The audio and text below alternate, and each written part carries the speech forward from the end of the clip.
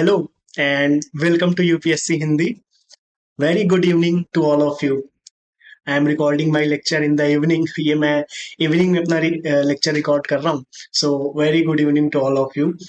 जैसा कि थंबनेल में आप सबने देखा, यहाँ पे आज हम आंसर राइटिंग के बारे में कुछ बात डिस्कस करने वाले हैं कि ये जो नई आंसर राइटिंग की सीरीज आ रही है इसको हम लोग कैसे फॉलो करेंगे. इसको आपको क्या करना होगा, इसमें यूपीएससी हिंदी की टीम आपकी कैसे हेल्प करेगी जिससे आपका यूपीएससी का और यूपीपीसीएस के सिलेबस के मोस्ट इंपॉर्टेंट पॉइंट्स और टॉपिक्स आसानी से कवर हो सकें. आप आंसर राइटिंग की बहुत सारी चीजें आसानी से सीख सकें. अगर एग्जाम में कोई ऐसा क्वेश्चन आता है कि जो आप टैकल नहीं कर सकते, जिसका कंटेंट आपके पास नहीं है, उसको भी आप आंसर कर सकें at the list at the end. और एटलीस्ट आप कम से कम इस स्थिति में हो कि कैसे किसी भी प्रकार का क्वेश्चन है और कितने भी वर्ड्स लिखने हो, 150 वर्ड्स का हो या 250 शब्दों में उसको लिखना हो, आप उसे टैकल करने की स्थिति में हो. अच्छा, बहुत बार क्या होता है कि हमारे पास उस तरीके का कंटेंट ही नहीं होता जो हम लिख सकें. तो ये कुछ ये जो आज का सेशन है, छोटा सा सेशन है, बहुत ज्यादा लंबा नहीं होने वाला, लेकिन बहुत इंपॉर्टेंट पॉइंट्स पे हम इसमें डिस्कस करेंगे. कुछ इंपॉर्टेंट टॉपिक्स पे बात करेंगे कि कैसे क्या करना है और कैसे इसकी स्टार्टिंग करनी है. तो उससे रिलेटेड ये एक इंट्रोडक्टरी या कैसे ओरिएंटेशन सेशन है. तो हम बात की शुरुआत करते हैं यहाँ से कि जब भी हमें आंसर लिखना होता है उसके पहले हमारे पास कुछ ना कुछ कंटेंट होना बहुत जरूरी है. जब हम कंटेंट की बात करते हैं तो कंटेंट इन द सेंस क्या, कि जैसे आपने हिस्ट्री पढ़ी, ज्योग्राफी पढ़ी, पॉलिटी पढ़ी, इकोनॉमी पढ़ी, environment, disaster management, internal security, international relation, और यहाँ तक कि social justice, Indian society, governance, optional, ऐसे इतने सारे टॉपिक्स हैं, इतने सारे सब्जेक्ट्स हैं जिनको आपको कवर करना है सबसे पहले तो. और हर सिलेबस में जो जिस भी सब्जेक्ट का आपको सिलेबस देखिए, आप जीएस 1 की बात कर लो, आप जीएस 2 की बात कर लो, आप जीएस 3 की बात कर लो, जीएस 4, साथ में अगर पीसीएस की तैयारी कर रहे हैं तो जीएस 5 एंड जीएस 6, और अगर यूपीएससी की तैयारी कर रहे हैं तो आपका ऑप्शनल सब्जेक्ट भी है, साथ में ऐसे भी है. इन सबका एक सिलेबस है. पहला पॉइंट क्लियर, इन सबका एक सिलेबस है.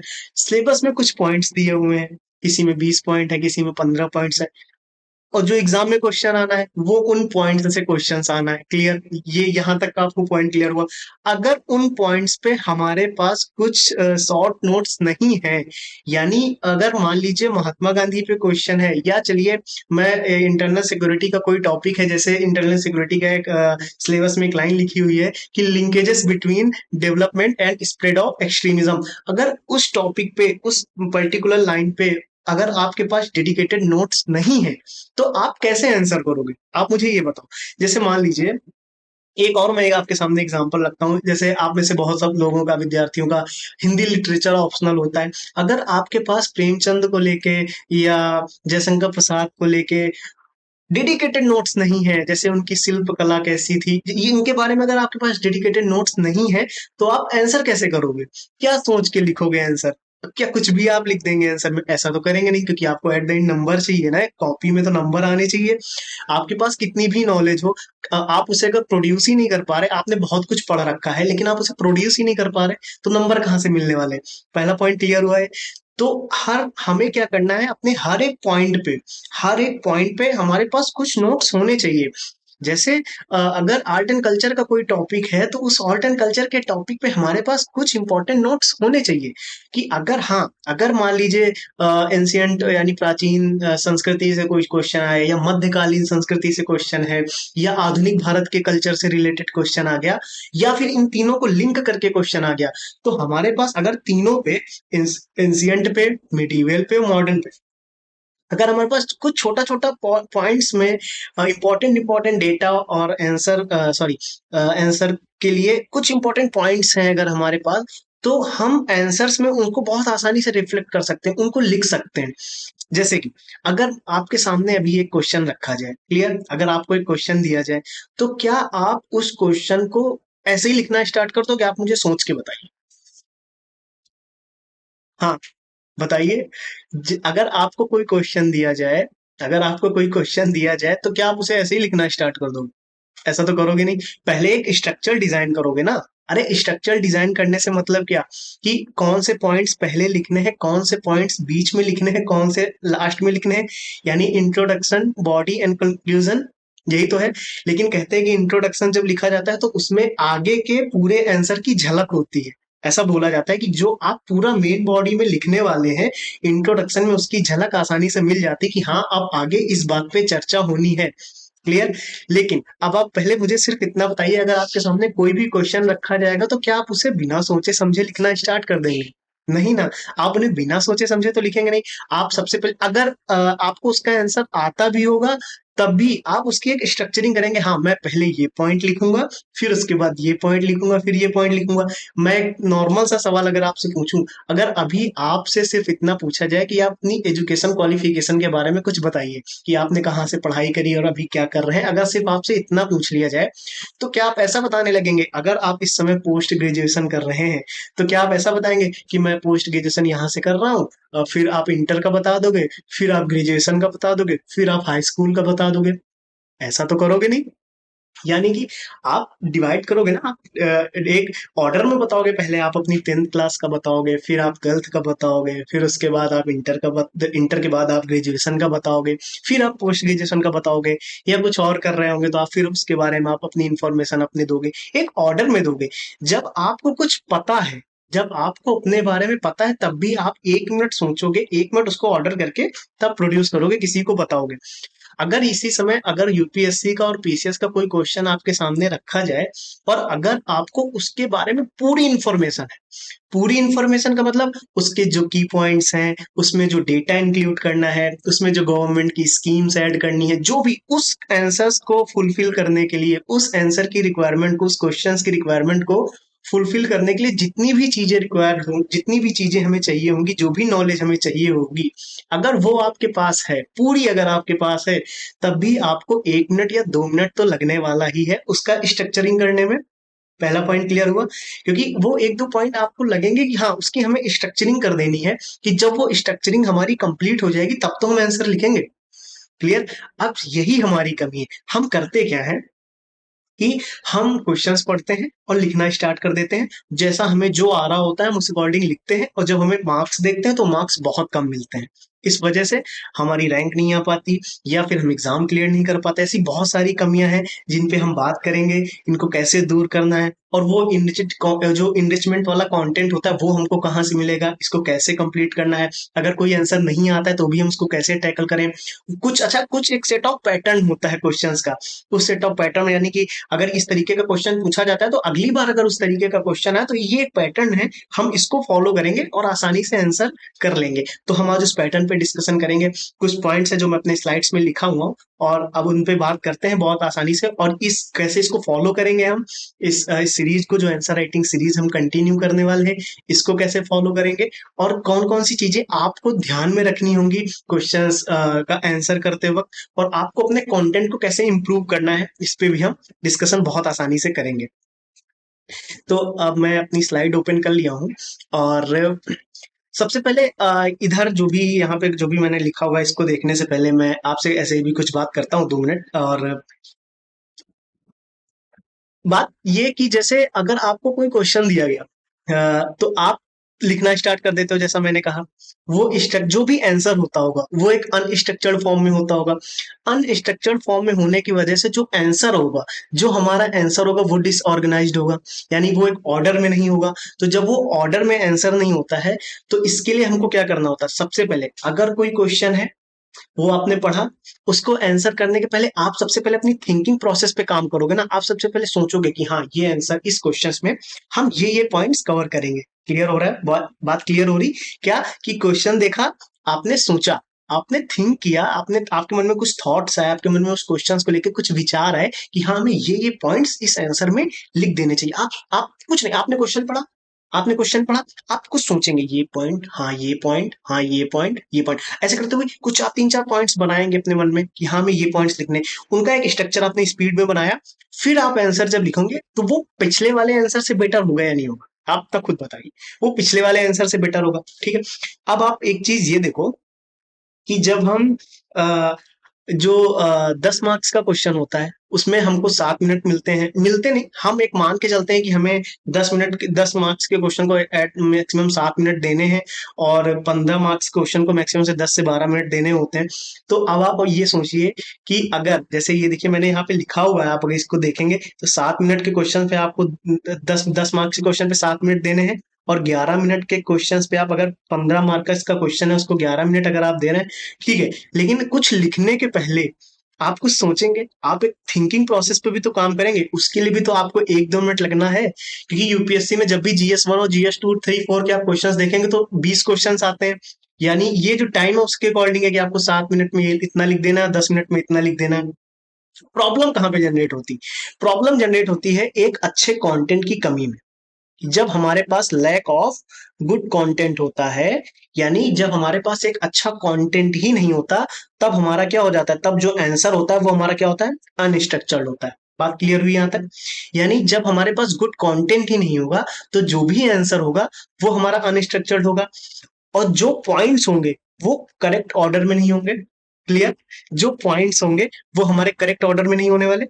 यहाँ तक ये पॉइंट क्लियर हो? एक तो यहाँ लाइट नहीं आ रही, बहुत गर्मी है, लाइट इसलिए नहीं आ रही, बारिश हो गई और 2 दिन से लाइट नहीं आ रही इस वजह से। अच्छा, ये जो लाइट चल रही है इन्वर्टर चल रही है, अभी मैं फैन ऑन कर दूं तो इन्वर्टर बंद हो जाएगा, लैपटॉप भी बड़ी मुश्किल में चार्ज हुआ है। तो अभी मेन पॉइंट्स पे बात करते हैं, अभी आप फोकस सिर्फ इधर सुनने पे रखिए, इन पॉइंट्स पे बात कर रहे हैं। अच्छा कंटेंट नहीं होगा अगर हमारे पास, तो हमारा जो आंसर होगा वो अनस्ट्रक्चर्ड होगा, और जो पॉइंट्स होंगे वो करेक्ट ऑर्डर में नहीं होंगे।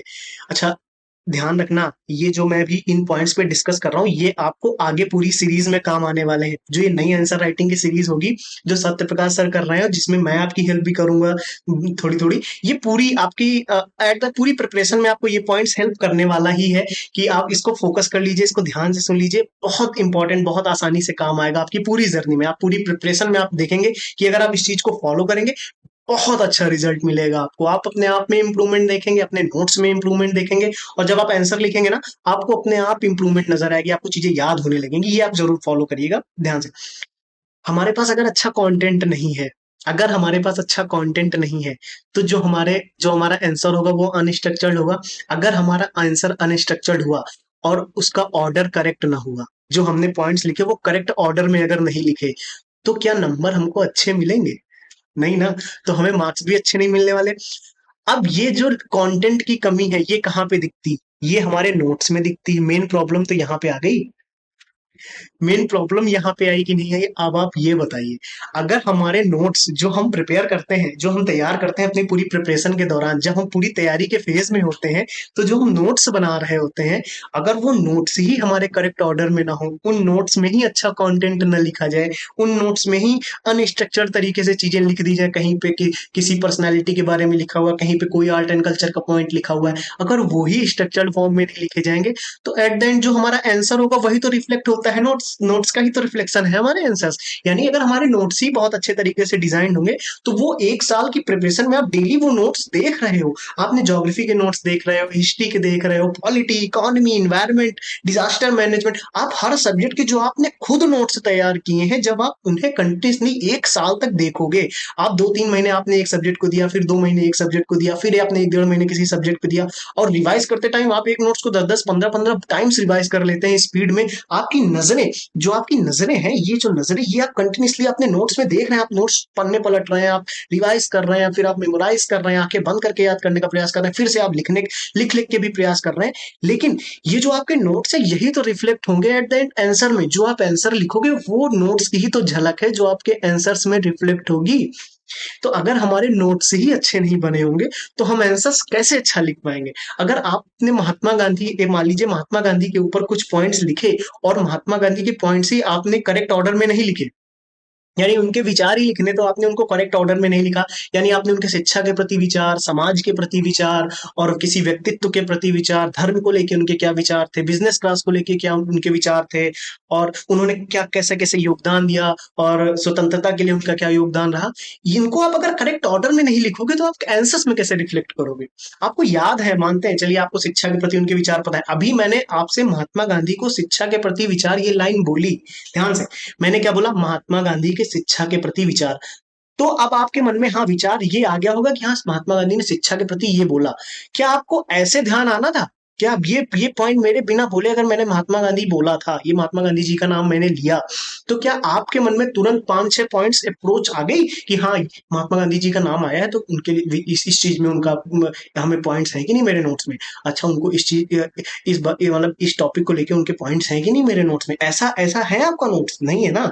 इस वजह से हमारे आंसर सही नहीं होते। जब भी हम बात करते हैं नोट्स, वही चीज है, देखो मैंने यहाँ पे लिखी हुई, जब हमारे नोट्स ही डिसऑर्गेनाइज्ड तरीके से होंगे, जब हमारे नोट्स ही अच्छे फॉर्म में नहीं लिखे होंगे, तो हमारे मार्क्स कैसे अच्छे आने वाले? क्योंकि आंसर आंसर में वही रिफ्लेक्ट होगा, जो हम नोट्स में लिखा होगा वही हम आंसर में लिखेंगे, तो कहीं ना कहीं हमारे आंसर्स में कमी रहने वाली है। ठीक है, तो एक स्ट्रक्चर्ड थिंकिंग होनी चाहिए सबसे पहले, फिर वो नोट्स में आती है। क्योंकि जब हमने कोई टॉपिक पढ़ा, for example Indus valley civilisation मैंने पढ़ा, अब इंडस वैली सिविलाइजेशन पढ़ते समय उसकी थिंकिंग मैंने बहुत अच्छे से करी, उसको सही से पढ़ा, फिर मैंने उसको अपने नोट्स में लिखा, तो एक स्ट्रक्चर्ड फॉर्म में लिखोगे तो वही फिर हमारे आंसर्स में रिफ्लेक्ट होने लगता है। क्लियर हो रही बात? यानी वही पॉइंट्स हमारे आंसर्स में रिफ्लेक्ट होता है, जिसकी हमको झलक देखने को मिलती है, और फिर उसके बाद हमारे मार्क्स भी बेटर होने लगते हैं। क्लियर है? क्लियर है। अब हम बात करेंगे, सर आपने उतनी देर से तो ये तो बता दिया कि हमारे नोट्स अच्छे होने चाहिए, और नोट्स अच्छे होने के लिए थिंकिंग अच्छी होनी चाहिए। इस थिंकिंग को कैसे इंप्रूव करोगे? इस थिंकिंग को कैसे इंप्रूव करोगे? इस थिंकिंग को कैसे इंप्रूव करते हैं? हमेशा हमारे प्रीवियस ईयर क्वेश्चंस। इस थिंकिंग को हमेशा कौन इंप्रूव करेगा? हमारे प्रीवियस ईयर क्वेश्चंस। अब प्रीवियस ईयर क्वेश्चंस ये एक मेजर सिलेबस पॉइंट्स कवर करता है, ध्यान रखना, हमेशा ध्यान रखना। जो प्रीवियस ईयर क्वेश्चंस होते हैं वो एक सिलेबस का मेजर पॉइंट्स बहुत आसानी से कवर कर देते हैं, क्योंकि क्वेश्चंस रिपीट होते हैं। क्वेश्चंस रिपीट होते हैं और ये हेल्प करते हैं हमारे नोट्स को ऑर्गेनाइज करने में, हमारी थिंकिंग डेवलप करने में, और हमारे नोट्स ही एग्जाम में परिलक्षित होते हैं, वही रिफ्लेक्ट होते हैं। ये वही वही मैं बार बार बोल रहा हूँ। तो ये बहुत हेल्प करते हैं। ये हमारी थिंकिंग प्रोसेस, ये प्रीवियस ईयर क्वेश्चंस हमारी थिंकिंग को इंप्रूव करते हैं, नोट्स को इंप्रूव करते हैं, और साथ में हमारे आंसर्स राइटिंग को भी इंप्रूव करते हैं। कैसे? जैसे आपके सामने मैं क्वेश्चंस रखता हूँ, एक सेकंड। जैसे एक क्वेश्चन लिखा हुआ है कि वर्तमान समय में महात्मा गांधी के विचारों के महत्व पर प्रकाश डालिए। ठीक है, throw light on the significance of the thoughts of Mahatma Gandhi in the present times. यानी वर्तमान समय में, प्रेजेंट टाइम में महात्मा गांधी के विचारों के महत्व पर प्रकाश डालना है। क्वेश्चन ये नहीं है कि महात्मा गांधी के विचारों के विचारों पर प्रकाश डालिए, महात्मा गांधी के विचारों पर प्रकाश डालना है, नहीं, वर्तमान समय में महात्मा गांधी के विचारों का वर्तमान समय में क्या महत्व है, उस पर प्रकाश डालना है। क्वेश्चन समझ आ रहा है?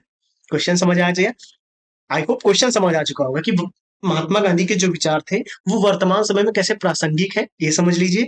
या फिर ऐसा बोल लीजिए कि उन विचारों का आज क्या महत्व है, ये समझ लीजिए। ठीक है, तो आपको इसके लिए एक सेट ऑफ अप्रोच होती है। अच्छा, इस क्वेश्चन के बारे में आपको कुछ समझाने से पहले मैं भी कुछ बात करता हूँ। जैसे क्वेश्चन आप ये देखिए, 2021 में घटित ज्वालामुखी विस्फोटों की वैश्विक घटनाओं का उल्लेख करते हुए क्षेत्रीय पर्यावरण पर उसके द्वारा प्रभाव को बताइए। क्लियर है? क्लियर? अच्छा, मैं थोड़ा सा इसको ओपन करता हूँ, पूरी स्लाइड ओपन कर रहा हूँ। ठीक है, देखिए ध्यान से, यहाँ पे देखिए आप, लिखा हुआ है 2021 में घटित ज्वालामुखी विस्फोटों की वैश्विक घटनाओं का उल्लेख करते हुए क्षेत्रीय पर्यावरण पर उनके द्वारा प्रभाव को बताइए। क्षेत्रीय पर्यावरण वर्ल्ड ध्यान रखना, ठीक है, ये क्षेत्रीय पर्यावरण वर्ल्ड आपको ध्यान रखना है। ठीक है, अगला देखिए, क्वेश्चन देखिए सिर्फ, विश्व की प्रमुख पर्वत श्रृंखलाओं के संरक्षण का संक्षिप्त उल्लेख कीजिए तथा उनके स्थानीय मौसम पर पड़े प्रभाव का सोदाहरण वर्णन कीजिए। स्थानीय मौसम पर पड़े प्रभाव, वर्ड ध्यान रखना। ठीक है, अगला क्वेश्चन देखिए, हिमांक मंडल क्रायोस्फीयर वैश्विक जलवायु को किस प्रकार परिभाषित करता है? वर्ड ध्यान रखिए, वैश्विक जलवायु। ठीक, अगला क्वेश्चन देखिए, सिर्फ क्वेश्चन, अभी हम सिर्फ क्वेश्चन दिखा रहे हैं आपको। असामान्य जलवायु घटनाओं में से अधिकांश एल नीनो प्रभाव के परिणाम के तौर पर स्पष्ट की जाती है। अधिकांश जलवायु असामान्य जलवायु घटनाएं। ठीक, अगला क्वेश्चन देखिए, 2021 में घटित ज्वालामुखी विस्फोटों की वैश्विक घटना, तो क्वेश्चन हो चुका है, ये देखिए, भारतीय उपमहाद्वीप में घटती हुई हिमालयी हिमनदियों, ग्लेशियर और जलवायु परिवर्तन के लक्षणों के बीच संबंध उजागर कीजिए। समझ आ रहा है आपको ये क्या पूछा जा रहा है? आपको फोकस ही इस बात पे रखना है। आप देखिए क्या करना है, आपको फोकस ही इस बात पे रखना है मेन, कि आप इन क्वेश्चंस को ध्यान से देखें। यहाँ पे जलवायु परिवर्तन की बात हो रही, क्लियर? आप देखिए ध्यान से, अब मैं आपको जो समझाना चाह रहा था, एक सेकेंड। हाँ, अब आप समझने का प्रयास करिए। इस क्वेश्चंस पे भी क्लाइमेट चेंज को लेके बात हुई, क्षेत्रीय पर्यावरण को लेकर बात हुई, या उनका इम्पैक्ट है उसको लेकर बात हो रही। यानी आप ये पिछले क्वेश्चन है, यूपीएससी में ये आए हुए प्रीवियस ईयर क्वेश्चन है, यूपीएससी में ये पूछे गए प्रीवियस ईयर क्वेश्चन है, ये इस बार के क्वेश्चन नहीं है। हाँ, कुछ 2023 का होगा, मुझे ईयर मैंने नहीं लिखा हुआ इनमें, लेकिन ये प्रीवियस ईयर यूपीएससी में आए हुए क्वेश्चन है। लेकिन आप उनको अगर ध्यान से देखें तो यहाँ पे क्या बात हो रही है, जलवायु घटनाओं का प्रभाव की बात हो रही, जलवायु परिवर्तनों के लक्षणों के बीच संबंध पूछ रहा है यहाँ पे। यहाँ पे भी देखो क्षेत्रीय पर्यावरण पर प्रभाव की बात हो रही। इसके पहले वाले क्वेश्चंस में भी आपने देखा कि क्षेत्रीय पर्यावरण पर प्रभाव की बात हो रही, जलवायु को किस प्रकार प्रभावित करता है क्रायोस्फीयर, उसके बाद स्थानीय मौसम पर पड़े प्रभाव की बात हो रही। कुल मिलाकर आपने इतने सारे क्वेश्चंस देखे यहाँ पे, घुमा फिरा के बात किस पे हो रही, क्लाइमेट चेंज पे हो रही उसका इम्पैक्ट पूछा जा रहा है, इम्पैक्ट पूछा जा रहा है। क्षेत्रीय पर्यावरण पे यानी रीजनल एनवायरनमेंट पे क्या प्रभाव है पूछा जा रहा है। यानी कि अगर हम ऐसा समझने का प्रयास करें, देखिए यहाँ से मैंने यहाँ पे समझाने के लिए आपको लिखा, यानी किसी रीजनल एनवायरनमेंट या क्लाइमेट चेंज पर बात हो रही, घुमा फिरा के वही बात हो रही। क्लियर है, घुमा फिरा के वही बात हो रही। अब अगर हमारे पास कुछ कंपोनेंट तैयार है पहले से, ध्यान से सुनना, हमारे पास पहले से कुछ कंपोनेंट तैयार हो क्लाइमेट चेंज पे, क्लाइमेट चेंज को लेके हमारे पास नोट्स जो बने हो, अब जो हमारे पास क्लाइमेट चेंज को लेके जो नोट्स प्रिपेयर हो पहले से, अगर हम प्रॉपर तरीके से उसमें वायुमंडल के बारे में अच्छे से जिक्र कर लें, सोलर रेडिएशन के बारे में बात कर लें, टेम्परेचर के बारे में बात की जाए, ह्यूमिडिटी एंड प्रेसिपिटेशन के बारे में बात कर लें, वायु दाब के बारे में बात कर लें, क्लाउड्स के बारे में बात कर लें, जोग्राफिकल फीचर्स के बारे में बात कर लें, ओशियन करेंट्स यानी समुद्र में जो परिवर्तन हो रहे हैं उन पर टेम्परेचर का क्या इम्पैक्ट है उसके बारे में बात कर लें, विंड्स के बारे में बात कर लें, ह्यूमन एक्टिविटीज क्या है उनके बारे में अगर हम बात कर लें, तो अब बताइए इन क्वेश्चंस को आसानी से हम टैकल कर सकते हैं कि नहीं कर सकते, क्योंकि क्लाइमेट चेंज के जितने भी इम्पैक्ट हैं उनका सोल्यूशन हम बात कर लें, गवर्नमेंट के इनिशिएटिव्स क्या रहे, वर्ल्ड में इंस्टीट्यूशंस के क्या इनिशिएटिव है इसको टैकल करने के लिए, अगर हम उस पर बात कर लें, तो क्या हम ऐसा बोल सकते हैं कि हम इन क्वेश्चंस को फिर आसानी से टैकल कर लेंगे। क्योंकि अगर आगे भी क्लाइमेट चेंज पे क्वेश्चन आएगा तो हमारे पास ये एक सेट ऑफ कंपोनेंट तैयार है, ये हमारा एक सेट तैयार है, इनसे हम कंटेंट निकालेंगे, आंसर्स में लिख देंगे, ये एक सेट हम ऑर्डर में तैयार कर लेंगे। एग्जाम्पल दे रहे हैं, अगर हम ये एक सेट ऑर्डर में इस सेट को अगर हम ऑर्डर में तैयार कर लें, ध्यान से इस सेट को, इस पूरे कंपोनेंट को अगर हम ऑर्डर में अपने नोट्स में तैयार कर लें, तो अगर कोई भी क्वेश्चन आ जाए, अब अगर कोई नया क्वेश्चन भी आएगा क्लाइमेट चेंज पे, तो हमें उसका इम्पैक्ट पता है, गवर्नमेंट के इनिशिएटिव्स पता है, ज्योग्राफिकल कंडीशंस पता है, ज्योग्राफी से रिलेटेड उसका सारा डेटा है मेरे पास, इन्वायरमेंट से रिलेटेड सारा डेटा है, और अच्छे इंस्टीट्यूशन जो वर्ल्ड के इंस्टीट्यूशन वो क्या बोलते हैं क्लाइमेट चेंज को लेके, वर्ल्ड में कौन कौन से इनिशिएटिव्स फॉलो किए जा रहे हैं क्लाइमेट चेंज के लिए, सब कुछ हमारे पास पहले से एक स्ट्रक्चर फॉर्म में लिखा हुआ है। तो वो क्वेश्चंस की जो डिमांड होगी हम उसको फिल कर देंगे नोट्स से, क्योंकि नोट्स में हमारे पास कंटेंट बहुत अच्छे तरीके से आ जाएगा। ठीक है, तो अब आप ये सोचो कि जो भी ये एक आंसर राइटिंग एक ऐसा लॉन्ग प्रोसेस है कि इसमें हमको सबसे पहले इंट्रोडक्शन लिखना होता है, फिर उसके बाद कहीं मेन बॉडी पार्ट आता है, तब जाके हम कंक्लूजन पे आते हैं, इंट्रोडक्शन, मेन बॉडी, फिर कंक्लूजन। तो इस सारे प्रोसेस को फॉलो करने के लिए हमारे पास जो कंटेंट है वो एक स्ट्रक्चर्ड फॉर्म में पहली चीज तो होना चाहिए। अब अगर ये स्ट्रक्चर्ड फॉर्म में नहीं है, अब अगर ये एक स्ट्रक्चर फॉर्म में नहीं है और अगर आपका एग्जाम पास आ गया, तो फिर हम क्वेश्चंस के प्रैक्टिस से ही इसको स्ट्रक्चर फॉर्म में ला सकते हैं एग्जाम तक, लेकिन उसके बाद हमें फिर अपने नोट्स पे काम करना होगा। मेन है नोट्स पे, लेकिन अगर एग्जाम आपका पास है तो हम आंसर राइटिंग प्रैक्टिस को कुछ इस तरीके से करें, आंसर राइटिंग प्रैक्टिस को कुछ इस तरीके से करें कि हमारे सिलेबस के पॉइंट कवर हो, सिलेबस के ध्यान से, फिर हम आंसर राइटिंग प्रैक्टिस कुछ इस तरीके से करें। मैं फिर से रिपीट कर रहा हूं, अगर एग्जाम पास है, अगर एग्जाम पास है और एग्जाम पास है, नोट्स स्ट्रक्चर्ड नहीं है, अनऑर्गेनाइज्ड तरीके से हैं, तब हम आंसर राइटिंग कुछ इस प्रकार से करें कि सिलेबस का एक एक पॉइंट कवर हो, डिटेल्ड इंफॉर्मेशन हमको मिल जाए, इंपॉर्टेंट डेटा मिल जाए जो अदर बुक्स में तो है, सबने वो बुक्स पढ़ी, मान लीजिए हिस्ट्री में स्पेक्ट्रम सबने पढ़ी, तो हमें स्पेक्ट्रम का तो डेटा मिल जाए स्ट्रक्चर फॉर्म में, कुछ अलग एक इनरिच्ड कंटेंट पहले से या उस आंसर राइटिंग की प्रैक्टिस में हमको मिल जाना चाहिए। क्लियर? यानी अब ये क्वेश्चन जो आपके सामने मैंने रखा, मैं सिर्फ ये क्वेश्चन यहाँ पे आज नहीं डिस्कस करूंगा, मैं आपको कुछ सिखाना चाह रहा हूँ। 5 मिनट उस पर बात करेंगे, इस सेशन को एंड करेंगे, लेकिन मैं 5-10 मिनट अब बात करूंगा अभी, लेकिन इस सेशन को एंड करने से पहले मैं आपको ये बता दूंगा कि ये आंसर राइटिंग मैं इस प्रकार से अब करूंगा। क्लियर है? यहां तक आपको पॉइंट क्लियर हो चुके कि कैसे क्या करना है? ध्यान से अब देखना। क्वेश्चन है, वर्तमान समय में महात्मा गांधी के विचारों के महत्व पर प्रकाश डालिए। क्लियर? ये क्वेश्चन है आपके सामने, ये क्वेश्चन यहाँ पे आपके सामने लिखा हुआ, महात्मा गांधी के विचार वर्तमान समय में क्या महत्व रखते हैं, इस पे बात करनी है। क्लियर? अब आप हमें ये बताइए कि अगर हमारे पास महात्मा गांधी से रिलेटेड, ध्यान से, अगर हमारे पास, अच्छा हम अभी इस पे बात नहीं करेंगे कि आपने स्पेक्ट्रम पढ़ी है कि नहीं पढ़ी, आपके पास नोट्स हैं कि नहीं, आपका आंसर्स कैसे रिफ्लेक्ट होगा कि नहीं होगा, क्योंकि हम ये भी देखते हैं कि अगर हमारे पास नोट्स बहुत अच्छे से प्रिपेयर होते हैं तो हम GS 1 के नोट्स अगर अच्छे से प्रिपेयर हैं तो उनको हम ऐसे में भी बहुत अच्छे तरीके से रिफ्लेक्ट कर सकते हैं। क्लियर, हम उनको बहुत अच्छे तरीके से ऐसे में रिफ्लेक्ट यानी उसको हम अक्रॉस GS भी सीखेंगे। यानी ये जो आंसर राइटिंग प्रोसेस हम स्टार्ट करने वाले हैं नेक्स्ट क्लास से, ये जो नेक्स्ट क्लास स्टार्ट होगी आपकी जिसमें हम क्वेश्चंस डिस्कस करेंगे, हम क्या करेंगे कि उन जो भी क्वेश्चंस लेंगे उसका आंसर कैसे लिखना है, कैसे लिखना है सबसे पहले तो, फिर उसका मेन बॉडी में आपको कौन कौन से कंटेंट की रिक्वायरमेंट होगी, सबसे इंपॉर्टेंट कंटेंट डिस्कस करेंगे। इंपॉर्टेंट कंटेंट देने के बाद ये भी डिस्कस करेंगे कि उनको अदर GS के पार्ट्स में आप कैसे लिंक कर सकते हैं। ठीक है, और सबसे पहले टाइम दिया जाएगा सोचने का, थिंकिंग प्रोसेस पे आपकी काम करेंगे हम लोग, थिंकिंग प्रोसेस पे भी काम करेंगे कि आपको सोचना कैसे, स्पीड में कैसे करना है। फिर नोट्स को बनाते चलना है साथ में, वो वैल्यू एडिशन वाले पॉइंट्स जो आपको दिए जाएंगे, जो आप वैल्यू ऐड करेंगे अपने नोट्स में आंसर राइटिंग के थ्रू, उस पे हम जैसे जैसे कंटिन्यू क्लास होगी उस पे बात करेंगे। क्वेश्चन अभी जो है, वर्तमान समय में महात्मा गांधी के विचारों का महत्व बताना है। क्या हमें महात्मा गांधी के सारे विचार पता है? सारे नहीं, मतलब इंपॉर्टेंट विचार पता है, पहला सवाल। अगर हाँ, अगर हमें महात्मा गांधी के विचार पता है कि हाँ महात्मा गांधी के विचार हैं, तो उनको हम वर्तमान समय से लिंक कर सकते हैं, आसानी से कर देंगे। ठीक है, लेकिन समझना क्या है, महात्मा गांधी के विचारों को बताने से पहले हम ये सोचना होगा कि अच्छा महात्मा गांधी ने किसी व्यक्ति को लेकर क्या विचार है।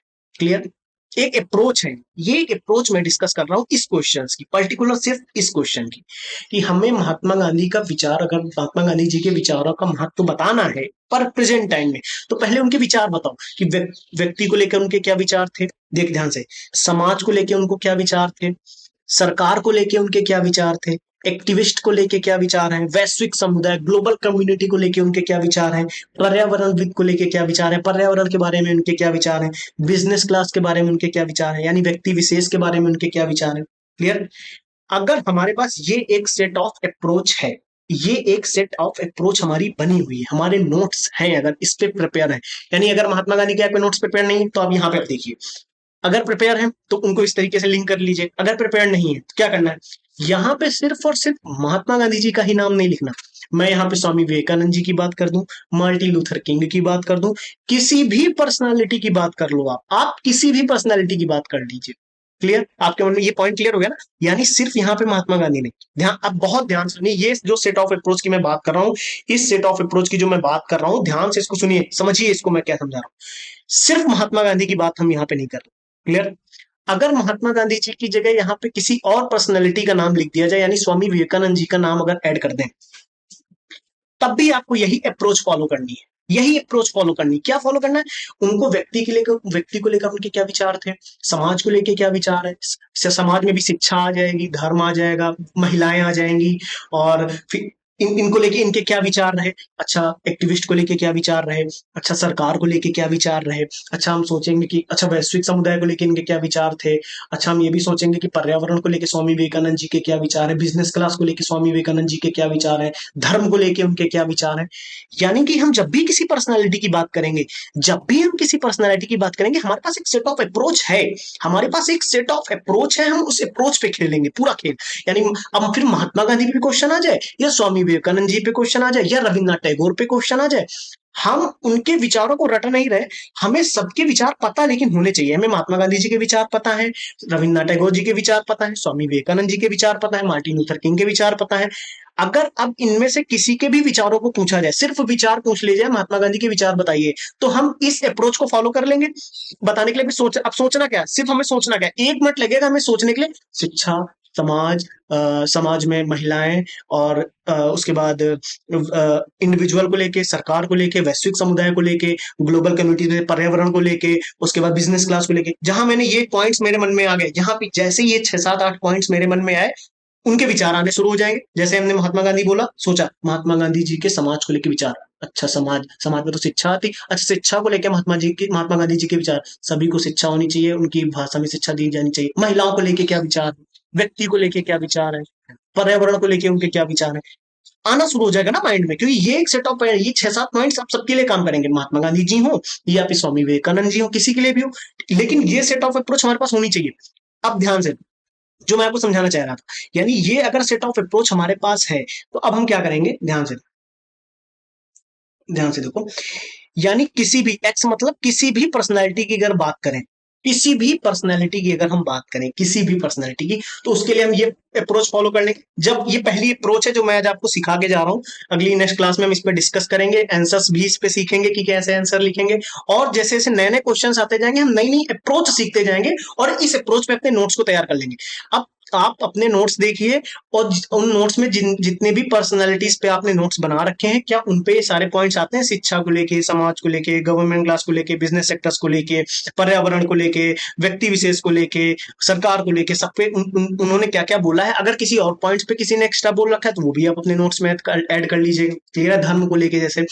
तो अगर किसी भी पर्टिकुलर एक्स है, एक्स कोई भी पर्सन हो सकता है, मतलब किसी भी पर्सनैलिटीज की बात कर सकते हैं, उनके विचार पूछे जाए, ये अप्रोच फॉलो कर लेंगे आप, इस अप्रोच को आप फॉलो कर लेंगे। अगर उसको प्रेजेंट कॉन्टेक्स्ट से लिंक किया जाए,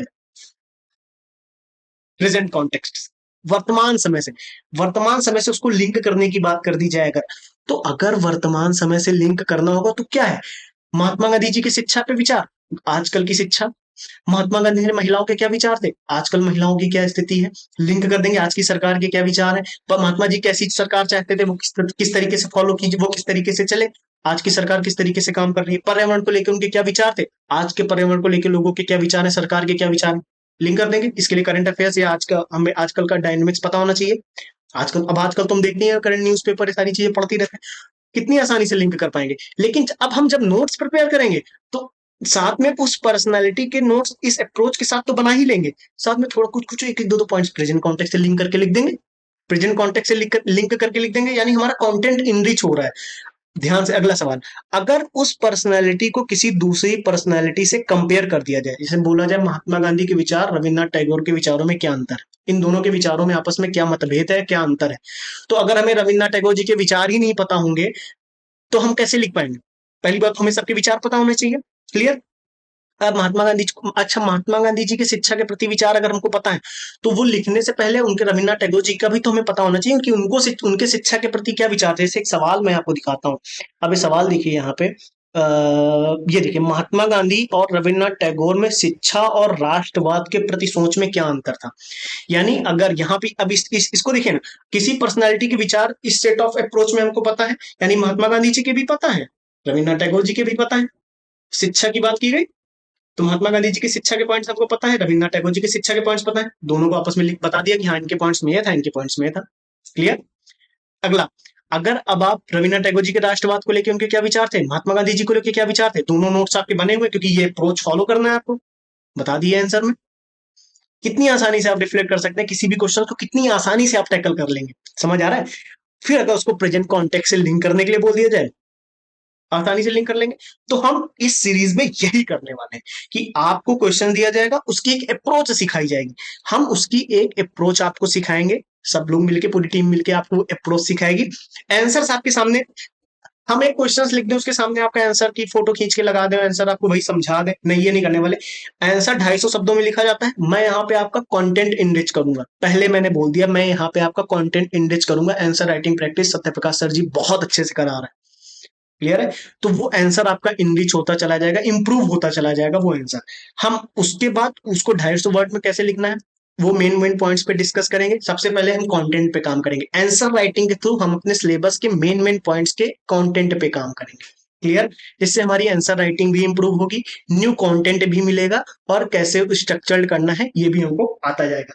क्लियर हो गया ये पॉइंट। अच्छा, ये आगे हम इस पे देखो डिटेल में कैसे आंसर्स है समझना है, कैसे पॉइंट्स हमें ऐड करने हैं, हम समझाएंगे आगे, नए नए क्वेश्चंस ऐड करेंगे। लेकिन अभी जो जो पॉइंट्स आपके मन में हमको बताना था कि आपके नोट्स, ये आंसर राइटिंग कैसे होनी है, कि क्वेश्चंस दिया जाएगा, उसका आपको स्ट्रक्चर सिखाया जाएगा, अप्रोच बताई जाएगी, न्यू कंटेंट दिया जाएगा, फिर उसके बाद हम आंसर की राइटिंग करेंगे, फिर उसका हम आंसर स्ट्रक्चर करेंगे, फिर कैसे लिखना है उस पर आगे बात करेंगे। आई होप ये वीडियो आपको समझ आया होगा। ये एक ओरिएंटेशन क्लास थी, और इसी तरीके से हम अपनी आगे आंसर राइटिंग की क्लास को फॉलो करेंगे। आपके सामने क्वेश्चंस होगा, मैं 2 मिनट का टाइम आपको दिया करूंगा, आप सोचिए, और अपने रफ पॉइंट्स में कमेंट सेक्शन में तुरंत आप पॉइंट्स लिख दीजिए, हमें यही पॉइंट्स याद आए थे।